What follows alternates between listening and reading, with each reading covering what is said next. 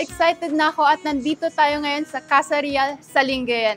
Tara, silipin natin ang Banaan, ang Pangasinan Provincial Museum.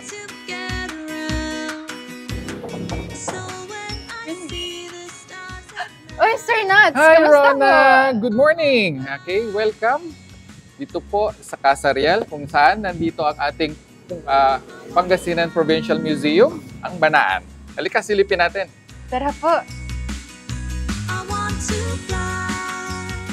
So, Sir Nads, bakit nga po pala Banaan yung tawag sa museum? Makikita mo, okay, Banaan. Banaan is a Pangasinan word, which means meeting place or place of convergence. Kasi the story that we would like to tell in our museum is that Pangasinan is a meeting place or a convergence of various cultures and influences. Kasi nandyan yung Chinese encounter, we had relations with the Chinese, nandyan din ang Spanish colonial period, American colonial period, ganun din ang Japanese occupation. Kaya marami tayong may kwentong mga influences or convergences dito sa ating lalawigan. Kaya tinawag natin yung museum natin na Banaan. Okay, Rona, bago tayo magpunta sa mga iba pang galleries, kwento ko lang kung ano yung history ng ating Casa Real, kung saan nandun yung ating Banaan Museum.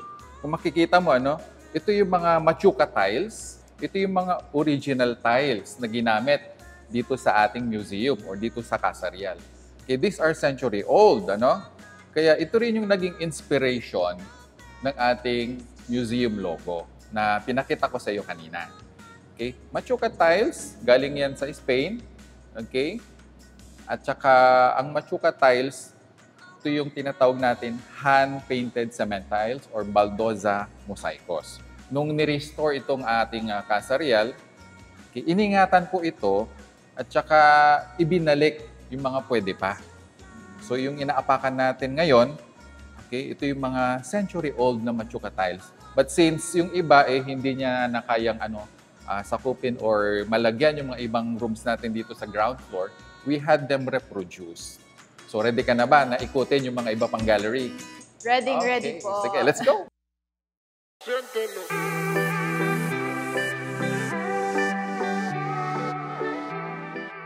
Dito naman tayo, going to the second floor, kung saan makikita ang galleries 4 to 11.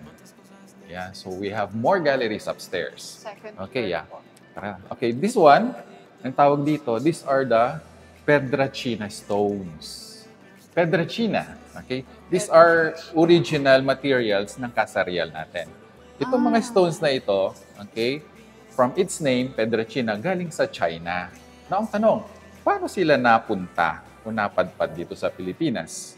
These are Chinese granite stones, And then, ginamit sila ng mga Chinese traders nung unang panahon as ballasts ng kanilang Chinese junks. Okay, yung junk, ito yung barko na sinakyan nila from China going to the Philippines to trade. Para hindi tumaob yung barko nila, okay, sa dagat, kailangan nila lagyan ng Pedrachina stones. Okay? Pag sinabi nating Pedra, it's from the Latin word petrus, okay, which means rock or stone. Okay, China, so stones coming from China. So ito yon. Ready for the next gallery? Okay, let's go. Super. Yan. Hala. Welcome to the next gallery. Okay, see how beautiful it is? Yeah. So in this gallery, we feature the natural heritage of Pangasinan, ang ating flora and fauna dito. Okay, so makikita mo sa mga iba't ibang paintings na yan.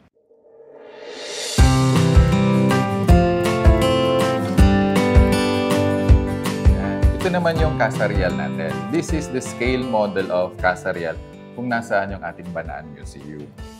So ito, pinatayo to, sabi ko kanina, noong 1840s, mid-19th century during the Spanish colonial period. And this is the very first provincial capital of Pangasinan. Nandito rin yung mga old nails and old bolts. So yung mga materials na yan, you can find here in Casa Real. And then these are the original. Ito naman yung in terms of Pangasinan spirituality. marami tayong mga beliefs. Okay? Dala-dala pa rin natin yung mga practices and traditions na ganito, like pag-aalay, pag-aatang. So, parang ito yung first aid nila noon. Opo. Yan. Okay, dito naman makikita natin yung mga iba't ibang talismans, mga anting-anting. Kasi tayong mga Pilipino, dito rin sa Pangasinan, may mga paniniwala yung mga ganyan.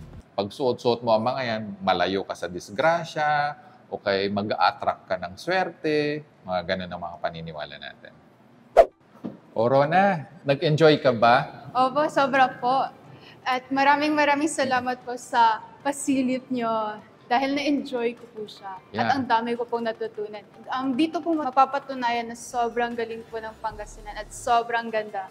Yeah, patikim pa lang yan, pasilip pa lang yan sa ating museum kasi mag-open pa lang tayo this coming September. So our grand opening for the museum, for our community, for our fellow Pangasinan to see and visit is on September 8. Ano? Abangan natin yan. O sige sir, aabangan po namin yan ah. Yes. Okay, let's go!